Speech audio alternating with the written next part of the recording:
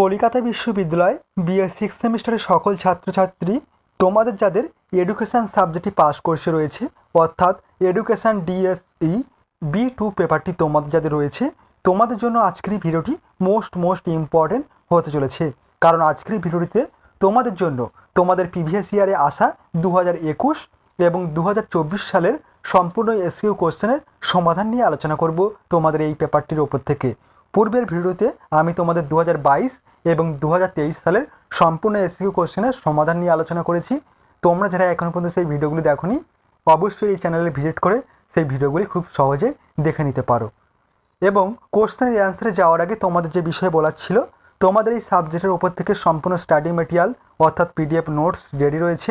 তোমরা যদি কেউ পারচেস করতে চাও তাহলে অবশ্যই স্ক্রিনে দেওয়া হোয়াটসঅ্যাপ নম্বরে SMS-এর মাধ্যমে যোগাযোগ করে সম্পূর্ণ PDF নোটসটি তোমরা পারচেস করতে পারো। এরপর চলো দেখে নাও তোমাদের ওম্যান এডুকেশান অর্থাৎ নারী শিক্ষা এই পেপারটির ওপর থেকে আসা 2021 এবং 2024 সালের সম্পূর্ণ এসকিউ কোশ্চেনের সমাধানটি তোমরা দেখে নাও।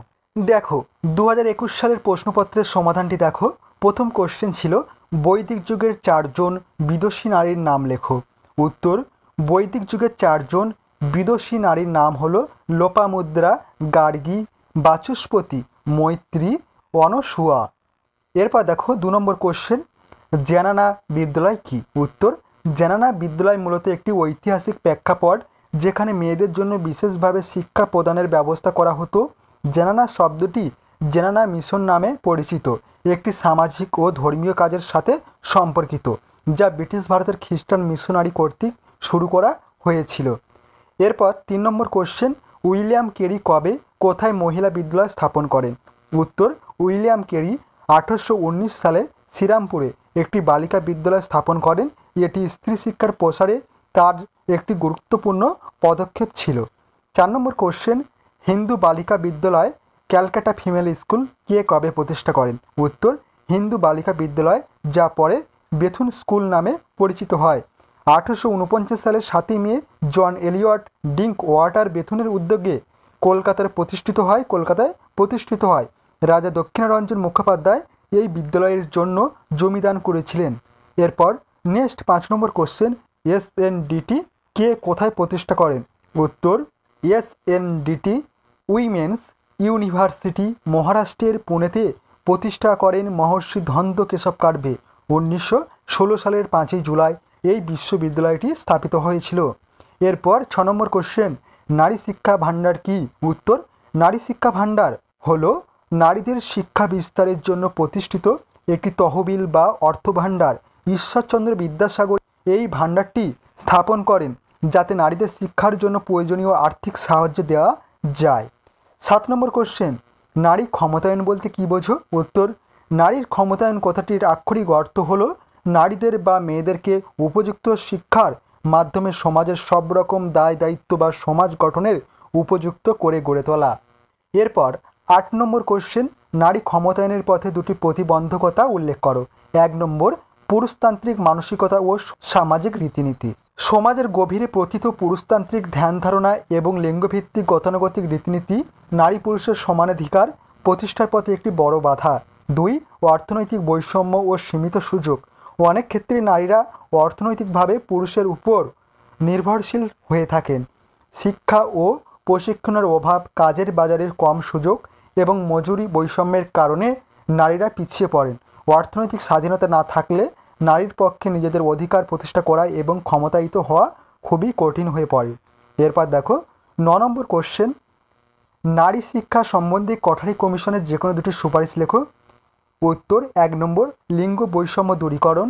নারী শিক্ষা ও উন্নতিকল্পে কমিশন লিঙ্গ বৈষম্য দূরীকরণের কথা বলেছেন। 2, মহিলা শিক্ষিকা নিয়োগ। কোঠারি কমিশন বলেন নারী শিক্ষার জন্য প্রতিষ্ঠিত বিদ্যালয় বা কলেজগুলিতে শিক্ষকতার জন্য মহিলা শিক্ষিকা নিয়োগের বিষয়ে উৎসাহ দিতে হবে। 10 নম্বর কোশ্চেন, অ্যানি বেসান্ত প্রতিষ্ঠিত মহিলা বিদ্যালয়টির নাম লেখো। উত্তর, অ্যানি বেসান্ত প্রতিষ্ঠিত মহিলা বিদ্যালয়টির নাম হলো সেন্ট্রাল হিন্দু গার্লস স্কুল। এটি বেনারসে অবস্থিত। 11 নম্বর কোশ্চেন, নারী সুরক্ষা সম্পর্কিত বিষয়ে ভারতীয় সংবিধানের যে কোনো 2টি ধারা উল্লেখ করো। উত্তর, 1 নম্বর ধারা হচ্ছে ধারা 15(1). এই ধারা অনুযায়ী রাষ্ট্র ধর্ম জাতি, বর্ণ, লিঙ্গ বা জন্মস্থানের ভিত্তিতে কোনো নাগরিকের প্রতি বৈষম্য করতে পারবে না, কোনো নাগরিকের প্রতি বৈষম্য করতে পারবে না। এই ধারা নারীদের প্রতি যে কোনো প্রকার লিঙ্গভিত্তিক বৈষম্য নিষিদ্ধ করে এবং তাদের সমানাধিকার নিশ্চিত করে। 2 নম্বর ধারা রয়েছে ধারা 15(3) নম্বর। এই ধারাটি রাষ্ট্রকে নারী ও শিশুদের জন্য বিশেষ সুবিধা প্রদানের অনুমতি দেয়। এর মাধ্যমে লিঙ্গ বৈষম্যের বিরুদ্ধে একটি সুরক্ষা তৈরি করা হয়, যা রাষ্ট্রকে নারী ও শিশুদের জন্য বিশেষ বিধান করতে সক্ষম করে। 12 নম্বর কোশ্চেন, ভক্ত বৎসলম কমিটি কবে কার তত্ত্বাবধানে গঠিত হয়? উত্তর, ভক্ত বৎসলম কমিটি 1963 সালে গঠিত হয়। এটি তৎকালীন মাদ্রাজ, বর্তমান চেন্নাই এর মুখ্যমন্ত্রী শ্রী এম ভক্ত বৎসলমের তত্ত্বাবধানে গঠিত হয়েছিল। 13 নম্বর কোশ্চেন, নারী শিক্ষা বিস্তারের পথে দুটি মনস্তাত্ত্বিক বাধা লেখো। উত্তর, নারী শিক্ষা বিস্তারের পথে দুটি মনস্তাত্ত্বিক বাধা হলো: 1. মেয়েদের শিক্ষার প্রতি পিতামাতার উদাসীনতা। 2. মহিলা শিক্ষকের অভাব, কারণ অনেক অভিভাবক মেয়েদেরকে ছেলেদের স্কুলে পড়াতে চান না। 14 নম্বর কোশ্চেন, নারী শিক্ষা বিষয়ে রাধাকৃষ্ণান কমিশনের দুটি সুপারিশ লেখো। উত্তর, শিক্ষায় সমসুযোগ। রাধাকৃষ্ণান কমিশন নারী শিক্ষা বিস্তারের ক্ষেত্রে উচ্চশিক্ষার কেন্দ্রগুলিতে পুরুষদের পাশাপাশি নারীদেরকেও শিক্ষার সমসুযোগের সুপারিশ করেছেন। 2. সচেতনতা বৃদ্ধি। শিক্ষার সুযোগ থেকে নারীরা যাতে বঞ্চিত না হয় সে বিষয়ে বিভিন্ন সুযোগ সুবিধা দানের পাশাপাশি মেয়েদেরকে আরও বেশি করে সচেতনতা গড়ে তোলার সুপারিশ করেন। 15 নম্বর কোশ্চেন, নারী ক্ষমতায়নের যে কোনো দুটি উদ্দেশ্য লেখো। উত্তর, লিঙ্গ বৈষম্য দূরীকরণ। নারী ক্ষমতায়নের অন্যতম উদ্দেশ্য হলো লিঙ্গ বৈষম্য দূরীকরণ, কারণ সমাজে যতদিন লিঙ্গ বৈষম্য থাকবে ততদিন নারীর ক্ষমতা সম্ভব নয়। 2 নম্বর, নারীদের সুরক্ষা প্রদান। আধুনিক সমাজে এখনও পর্যন্ত নারীদের সুরক্ষা নেই, অর্থাৎ বিভিন্ন সমাজে নারীরা সুরক্ষিত নয়। তাই নারী ক্ষমতায়নের উদ্দেশ্য হলো নারীদের সুরক্ষা প্রদান করা। এরপর চলো দেখে নাও নেক্সট ইয়ার 2024 সালের সম্পূর্ণ এসিকিউ কোশ্চেনের সমাধানটি দেখে নাও। 2024 সালের প্রথম কোশ্চেন, প্রাচীন ভারতীয় মহিলারা নিয়োজিত হতে পারতেন এমন কিছু পেশার নাম করো। উত্তর দেখো, প্রাচীন ভারতে মহিলারা বিভিন্ন পেশায় নিয়োজিত হতে পারতেন। তাদের মধ্যে কয়েকটি উল্লেখযোগ্য পেশা হলো শিক্ষিকা, ব্রহ্মবাদিনী, সাহিত্য, কৃষি ও পশুপালন, বয়ন ও বস্ত্রশিল্প, নৃত্য ও সঙ্গীত প্রভৃতি। এরপর 2 নম্বর কোশ্চেন, প্রাচীন ভারতের দুজন মহিলা শিক্ষকের নাম লেখো। উত্তর, প্রাচীন ভারতের দুজন মহিলা শিক্ষিকা ছিলেন, দেখো উত্তরটি দেখো, প্রাচীন ভারতের দুজন মহিলা শিক্ষিকা ছিলেন গার্গী, বাচন কবি এবং মৈত্রী। তারা উভয় ব্রহ্মবাদিনী ছিলেন এবং তাদের গভীর জ্ঞান ও পাণ্ডিত্যের জন্য বিখ্যাত ছিলেন। বিভিন্ন শাস্ত্র আলোচনা ও দার্শনিক বিতর্কে তাদের সক্রিয় অংশগ্রহণ ছিল। 3 নম্বর কোশ্চেন, বৈদিক যুগের নারীরা কোন কোন বিদ্যায় দক্ষ ছিলেন? উত্তর, বৈদিক যুগের নারীরা বিভিন্ন বিদ্যায় দক্ষ ছিলেন, যেমন বেদ অধ্যয়ন, মন্ত্র রচনা, দর্শন, তর্কশাস্ত্র এবং এমনকি সমর বিদ্যাও। এরপর দেখো নেক্সট 4 নম্বর কোশ্চেন, মুখোফি ছদ্মনাম ব্যবহার করে মধ্যযুগের কোন নারী সাহিত্য চর্চা করতেন? উত্তর, মধ্যযুগে মুখোফি ফার্সিতে গোপন বা আড়াল ছদ্মনামে সাহিত্য চর্চা করতেন মুঘল রাজকন্যা জেবউন্নিসা।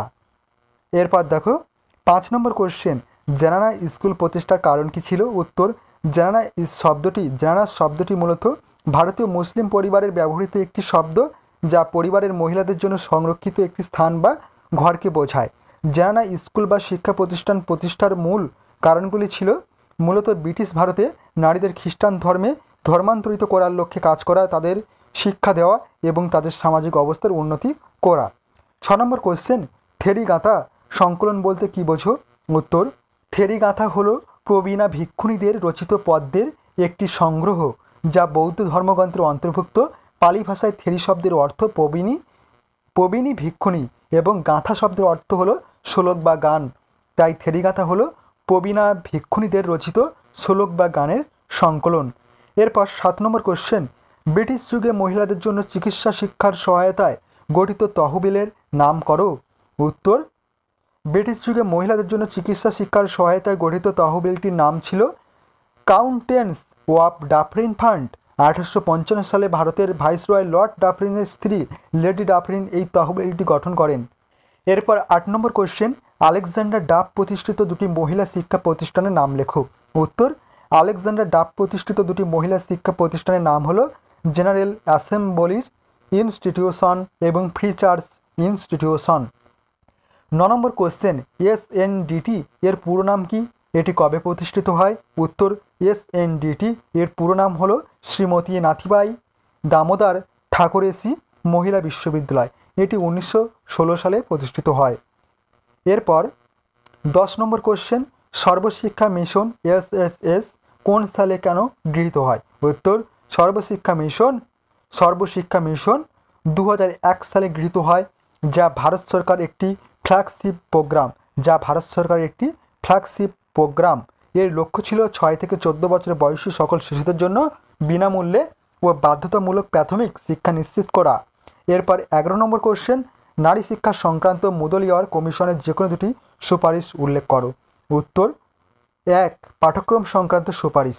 পাঠ্যক্রম প্রসঙ্গে কমিশন বলেন, সর্বশিক্ষার প্রতিষ্ঠান এবং মেয়েদের জন্য স্থাপিত বিদ্যালয়গুলিতে পাঠ্যক্রম হিসেবে গার্হস্থ্য বিদ্যার, সঙ্গীত, অঙ্কন প্রভৃতির ব্যবস্থা করতে হবে। 2 নারী পুরুষের বৈষম্য দূরীকরণ। নারী শিক্ষা বিস্তারের প্রধান বাধা হলো নারী পুরুষের মধ্যে বৈষম্য। নারী শিক্ষায় মুদালিয়ার কমিশনের সুপারিশ হলো নারী পুরুষের মানসিক বিকাশের ক্ষেত্রে যেন কোনো বৈষম্য না থাকে তার সুপারিশ করেন।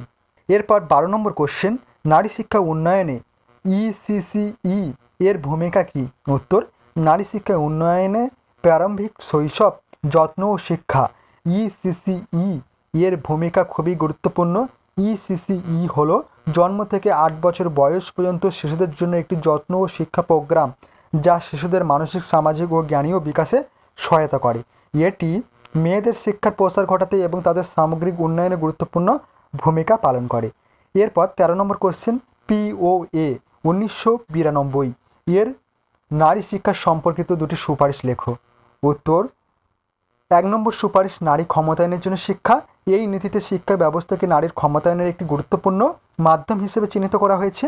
সুপারিশ করা হয়েছে যে সমগ্র শিক্ষা ব্যবস্থাকে এমনভাবে ঢেলে সাজানো উচিত যাতে নারীরা আত্মমর্যাদা বৃদ্ধি করতে পারে, আত্মবিশ্বাসী হতে পারে এবং সমাজে ইতিবাচক ভূমিকা নিতে সক্ষম হয়।